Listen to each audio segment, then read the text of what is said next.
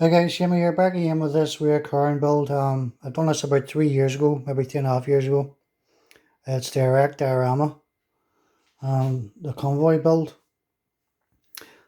These last four figures, I done them a few months ago for another diorama I had built. So I'm just going to change things up on this and take out a couple of vehicles on it and put a couple of different ones in it, which I've done there for the 48-hour group builder recently.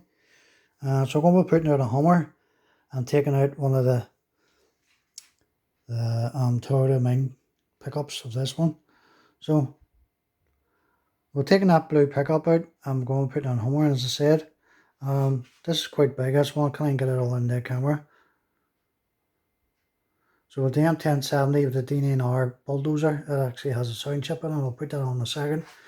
We got the helmet. I wasn't actually going to put a helmet on the trailer, but decided to change my mind. Put the bulldozer on instead.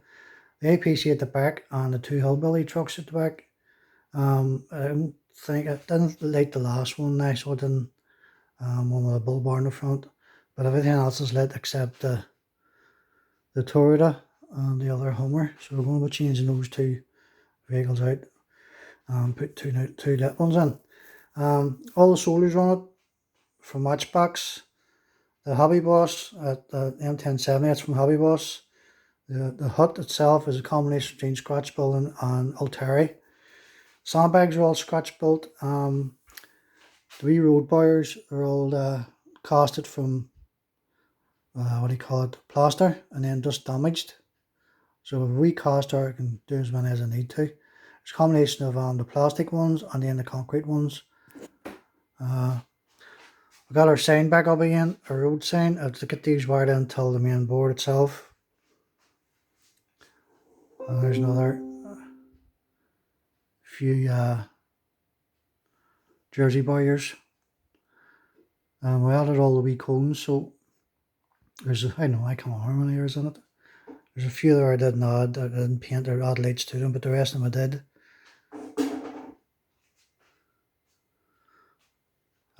Added a torch to his hand. Done some personnel were carrying off supplies from the truck. And some corrugated iron beside the tires there. I think these tires actually, they're rubber ones. Yeah, they're rubber. They're the ones that was on the M1070 here. I replaced them all with resin. And the ones that's on the trailer too.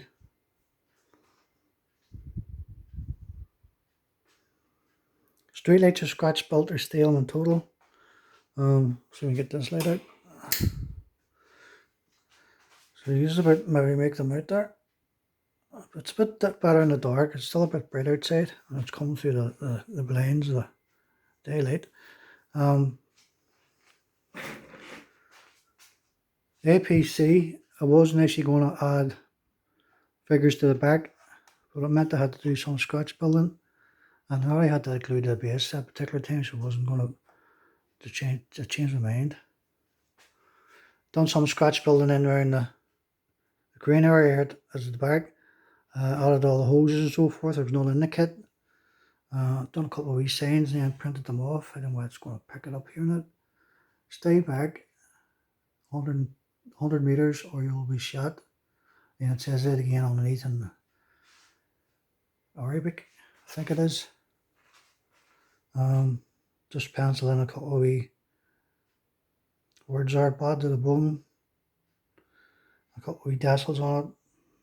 Like they were from a 48 scale plane I done a while back. And bad boy at the front. There's the other cone I spoke about a second ago. I do have a file too as well for printing these off at different scales. So we'll turn this chip on. It's only the engine on at the minute. I didn't add anything else fancier to it. I'll put it in a real awkward spot. So I'll run there on a loop constantly until I decide to turn it off, which is right now because it could be a bit annoying after a while. There's not much more I could say to it. The crash bar, it's all handmade, scratch built. it's all scratch built. The overhead signs for the motorway, as I say, I'll get them lit in. They'll wired into the board. Some of the barbed wire is all scratch built. Saying there scratch built and just use Dessel for it. The wire, I rebuilt that. It was just too small for what I needed it for, so I rebuilt it and added a red light to it. It was operational at one stage, but I decided to glue it open. All the sandbags are all handmade, and then baked off in the oven to cure them and swathered up. Your lines in the telegraph poles are actually solder wire. So I can get focus a bit better. They're actually solder wire, just run all the length of the thing itself. And then the wall itself, the back, I've done a couple of wee piers on it, coping stones. I think there's about 6 on it, just spaced out all the way along. And then real sand glued down with PVA and a couple of weeds here and there. A bit of weathering up around the front here, green moss and so forth.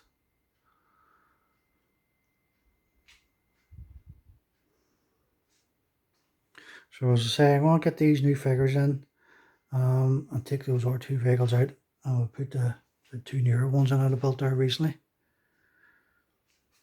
This light back on again. So we've done some stuff in the back of the helmet. Still a lot more stuff to go into it, supplies and so forth. There's a Coke bottle there, Coke case, hand grenades, water cans, jerry cans, different guns of different types, and storage bags there. The wee letters are removable. You can't pose them there. You can't put the doors back on again. The shutters here actually, they slide in and out.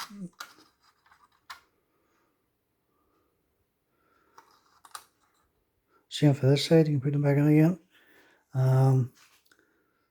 Some of the doors are actually cut open and you have to let them in the open position.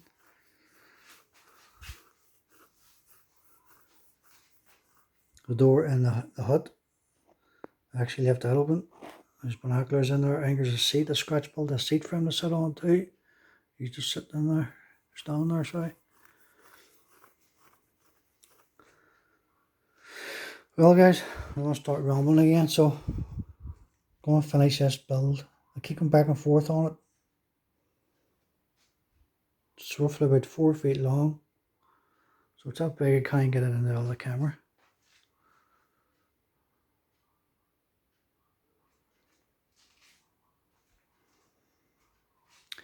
Right guys, it's me away, so thanks for watching, and I'll speak to you later. Bye.